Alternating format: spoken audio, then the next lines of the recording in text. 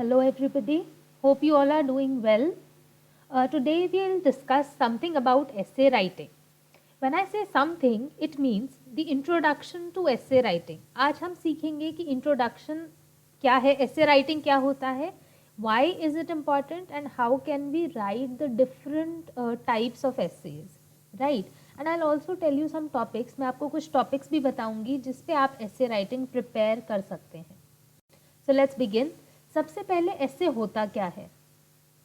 An essay is a focused piece of writing that develops an argument or narrative based on evidence, analysis and interpretation. बहुत मुश्किल लग रहा है सुनने में ये, ठीक है, लेकिन मैं आपको बहुत easy और simple शब्दों में समझाऊंगी. essay वो एक लिखी हुई चीज़ होती है जिसमें हम या तो अपना point of view बताते हैं, अपना argument देते हैं, या फिर हम किसी चीज़ के बारे में उसमें बताते हैं. लाइक हम किसी चीज़ के बारे में इंफॉर्मेशन देते हैं बेस्ड ऑन एविडेंस. एविडेंस होते हैं सबूत, ठीक है. आज के ज़माने में कोई भी बिना सबूत के किसी पे विश्वास नहीं करता है. सो एविडेंस आपके पास कहाँ से आएंगे? नॉलेज से आएंगे. नॉलेज कहाँ से आएगी? करंट अफेयर्स से आएगी. नॉलेज आपकी बुक्स से आएंगी, ठीक है. तो सबसे पहले you should have the content ready with you. आपके पास इंफॉर्मेशन होनी चाहिए, आपके पास फैक्ट्स होने चाहिए that will act as a evidence, ठीक है. एविडेंस कैसे बनेगा? एविडेंस आपको मिलेगा फैक्ट्स से. फिर आता है एनालिसिस, कि आप उस बारे में क्या सोचते हैं और आपकी उस बारे में इंटरप्रिटेशन क्या है. इंटरप्रिटेशन मतलब आपका खुद का पॉइंट ऑफ व्यू क्या है.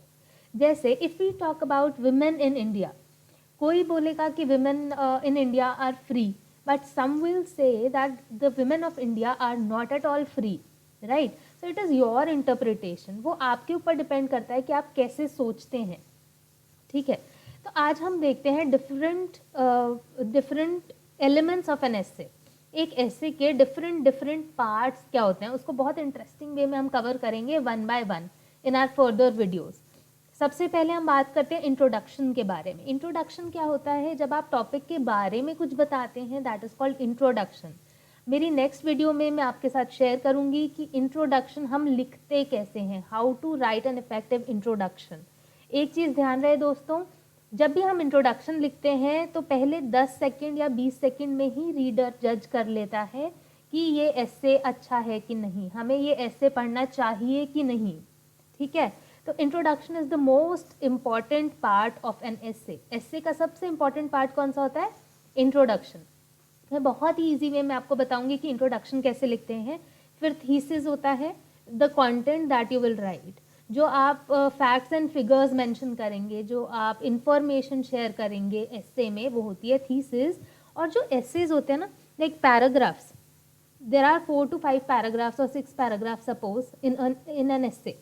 तो आप क्या करेंगे? You will write connectors, you will use connectors. Connectors मतलब जो दो पैराग्राफ को लिंक करती है ना line, that is called connector, right. Okay, ये भी मैं आपको बताऊंगी कि आपको कैसे लिखना है. Please don't worry, right. We will discuss everything, how to write an introduction, how to write the thesis, how to connect it and how to write the conclusion.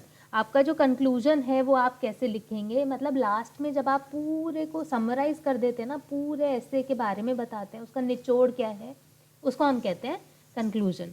चलिए इंपॉर्टेंट पॉइंट्स की बात कर लेते हैं. ऐसे में क्या क्या इंपॉर्टेंट पॉइंट्स होते हैं? सबसे पहला है ब्रेनस्टॉर्म फॉर आइडियाज़. अपने दिमाग में ना तूफान मचा दो आइडिया लाने के लिए, right. So if we talk about women, तो आपके दिमाग में बहुत सारे थॉट्स आएंगे कि विमेन के बारे में ये लिख सकते हैं, वो लिख सकते हैं, ऐसा लिख सकते हैं, वैसा लिख सकते हैं. पर उसको डायरेक्टली जॉट डाउन नहीं करना है, उसको सीधा वैसे के वैसे नहीं लिखना है, हमें उसको ऑर्गेनाइज करना है, ठीक है ना. Organization of the content is very very very important. और अगर हमारे पास कंटेंट नहीं होगा तो क्या हम उसको ऑर्गेनाइज कर पाएंगे? नहीं कर पाएंगे. इसलिए न्यूज़पेपर पढ़ना, करंट अफेयर्स और बुक्स पढ़ना इज़ वेरी इंपॉर्टेंट, ताकि आपके पास एटलीस्ट कंटेंट रेडी है. ऑर्गेनाइज कैसे करना है वो मैं सिखाऊंगी आपको. Okay, now next is keep some quotes ready. आप क्या कर सकते हैं, जो इंपॉर्टेंट टॉपिक्स है उस पर एक एक कोट, सिंपल सा कोटेशन लिख के रख सकते हैं, इंप्रेसिव लाइन, ठीक है.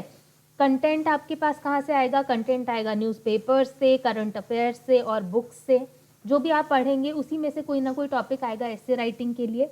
फिर हम बात करते हैं ऑर्गेनाइजेशन ऑफ कंटेंट, जो कि मैं अपनी आगे की वीडियोस में आपको बताऊंगी। And connectors are very very important, क्योंकि ऐसा नहीं होना चाहिए कि ये पैराग्राफ में कुछ लिख दिया, दूसरे में कुछ लिख दिया, तीसरे में फिर से फर्स्ट पैराग्राफ वाला लिख दिया, ठीक है। तो connectors are very important and organization of content भी बहुत बहुत बहुत इंपॉर्टेंट है। सो हमें इस पे फोकस करना है बेसिकली। अब मैं आपके साथ कुछ इंपॉर्टेंट टॉपिक्स शेयर कर रही हूँ जो आपको हेल्प कर सकते हैं आपके एस्से राइटिंग में। विमेन पे बहुत बार ऐसे आता है कि how are women put down by the society, why are women struggling to make their place, ठीक है। तो स्ट्रगल जो विमेन करती हैं, औरतें जो स्ट्रगल करती हैं सोसाइटी में, उस पर बहुत बार ऐसे आ जाता है।